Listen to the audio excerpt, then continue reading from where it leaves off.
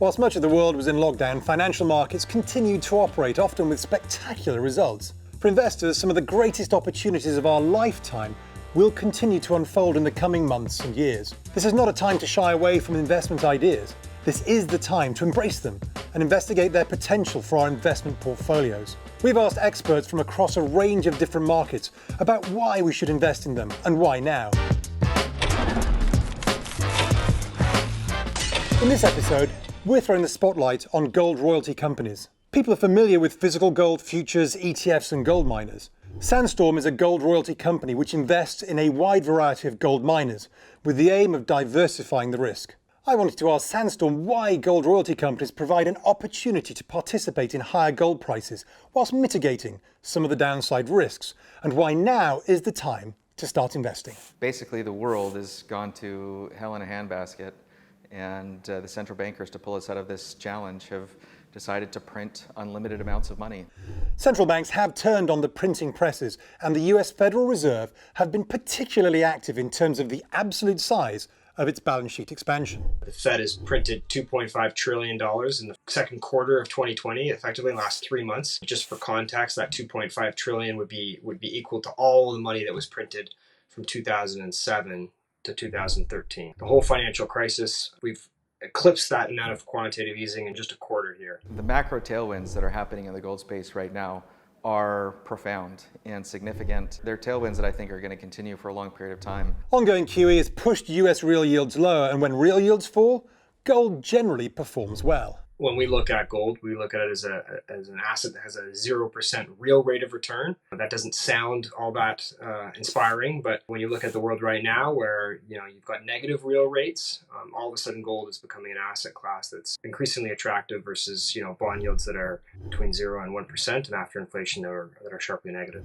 Physical demand for gold has been picking up, while supply remains constrained. The vast majority of demand around the world for gold is in the form of physical bullion that's held in banks for investment purposes. It is an alternative currency, it is a store of value, and so that demand right now is coming up and down the food chain. It's coming from retail investors who don't want to see their retirement savings eroded. It's coming from corporations that just want to conserve some of their cash. A lot of the increase in demand for bullion right now is central bankers around the world. Countries and governments are huge holders of gold and they're huge buyers of gold. One of the rules of thumb that I've learned over the years is when central banks are buying gold, we should too. It's still early, and I think the best is yet to come when you think about how small the space is and how large the pools of capital out there are relative to the size of the gold space. Gold royalty companies can help diversify risk across many gold miners, whilst gold helps to diversify overall risk across a portfolio. A gold royalty is basically where we give money to a mining company so that they can go build their mine. What we get back in return is the right to buy gold for effectively nothing. Year after year after year, it mines gold, and year after year after year, it gives some of that to Sandstorm. It's a really simple model. If you want to take a look at something like the music industry as well too, you're taking a percentage of really everything that gets sold. So instead of every single song that gets sold on iTunes, you're getting a percentage of every single ounce that gets shipped out of that mine from what is a high capital item and a high capital event and a high capital project. You're not taking that risk if you have that royalty or if you're invested in that royalty.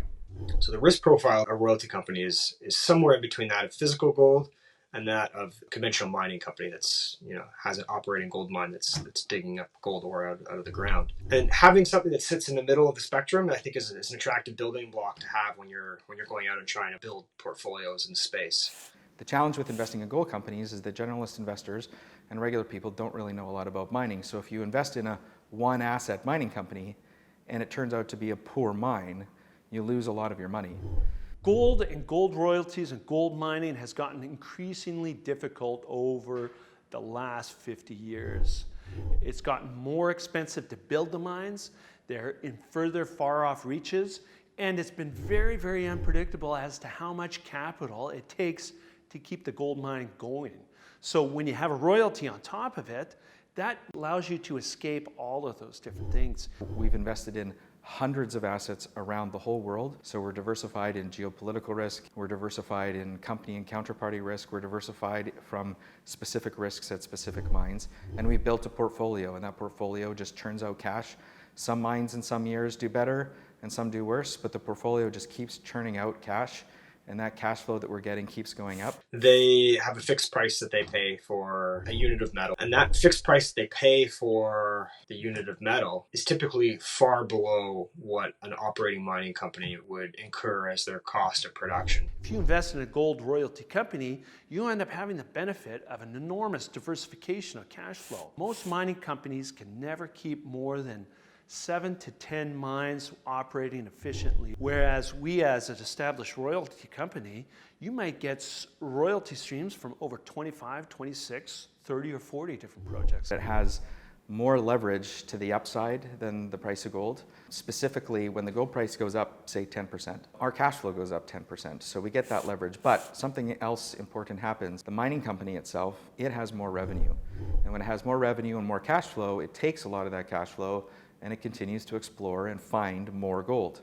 And Sandstorm gets its percentage of that new gold that's found. We not only get the upside in the price, we get the bonus of the extra ounces discovered by our partners when the prices are high, and those extra ounces are just free cash flow that ended up accruing to our shareholders. What we like to show and demonstrate in our portfolio is that in a higher gold price environment, 25 or 30 or 40% higher gold price environment, sure, you see that additional cash flow, but what's not as obvious is that those projects in the background that didn't make sense at $1,100 gold, today they make sense, they're getting money, they're getting developed, and they're going to go into cash flow, and we're not paying a penny for that cost of development. So it's a call option on resource growth, which historically has been something that happens a lot.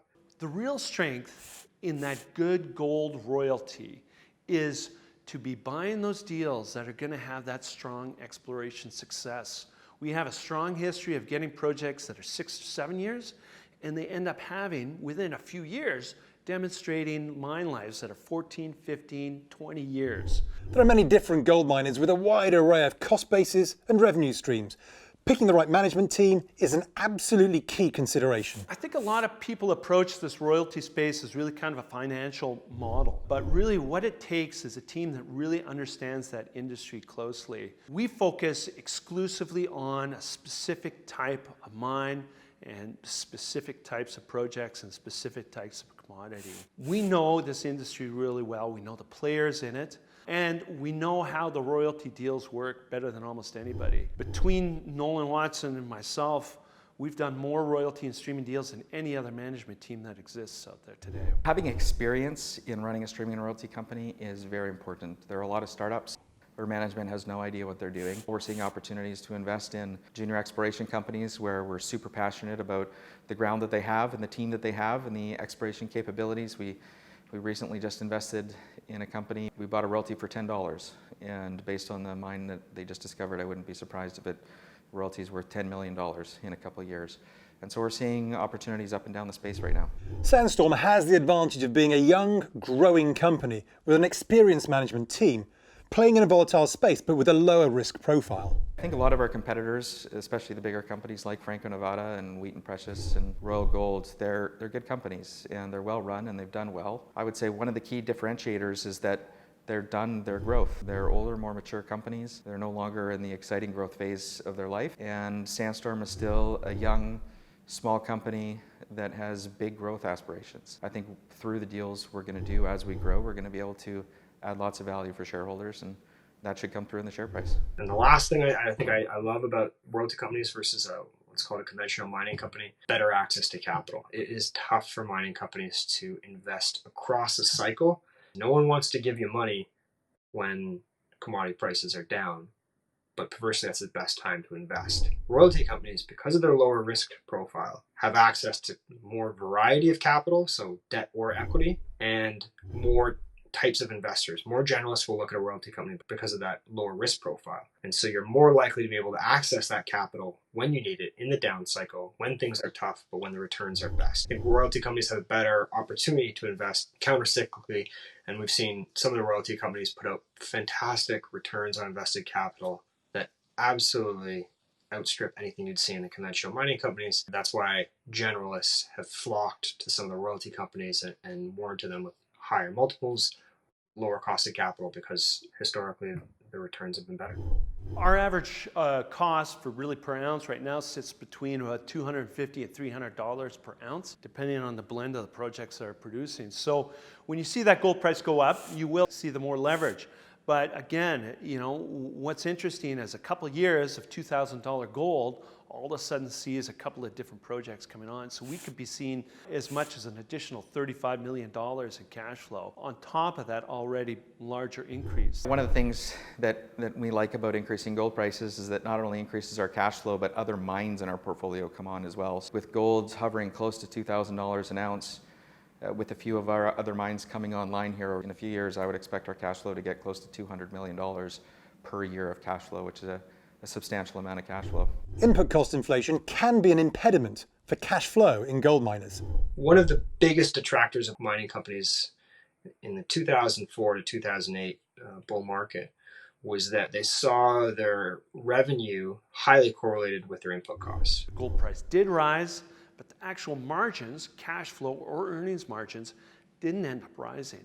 And that's really the problem in mining today, is because you're often in these far off jurisdictions, you end up getting hit by cost inflation quicker than the rest of the market ends up seeing, quicker than almost any other industries. As a result, you might see a high increase and a big increase and a quick increase in the gold price, but you don't end up seeing that getting reflected in the overall margin. With a royalty company, it's totally different. That increase in the actual revenue increases the bottom line. There are many opportunities in gold, but Sandstorm believe they have a model that can cash in on the ongoing opportunity, whilst protecting against some of the idiosyncratic risks that prevail in this sector. I'm a big believer in gold, so I've got over half my net worth invested in gold. And within the gold space, I believe that the royalty business model is the best business model, hands down. And within the royalty space, I think Sandstorm's the most exciting company. And so Sandstorm and royalties is where I put my money, and I'm not shy to tell other people that that's what I do. So Sandstorm has the best growth profile. We've got the best valuation relative to our peers. Most importantly though, we have the best access to upside, both in existing projects that are going to start realizing more exploration upside, and also in the package of assets that aren't cash flowing today, which we're really proud of what we've assembled. We know that there are many tailwinds for gold at the moment. This is a global investment regime which is dominated by monetary and fiscal policy, and that will be extremely supportive for gold. Institutional investors are only now starting to enter this space, and their firepower dwarfs the size of the gold markets. Investors will still need to do their homework. Not all gold miners will succeed. Gold royalty companies are a way to diversify the risk whilst maintaining exposure to gold, in particular the new opportunities created by a rising gold price. Sandstorm is a growing gold royalty company with a very experienced management team. Now is an excellent time to invest in the sector, and Sandstorm can provide easy and diversified access to that opportunity.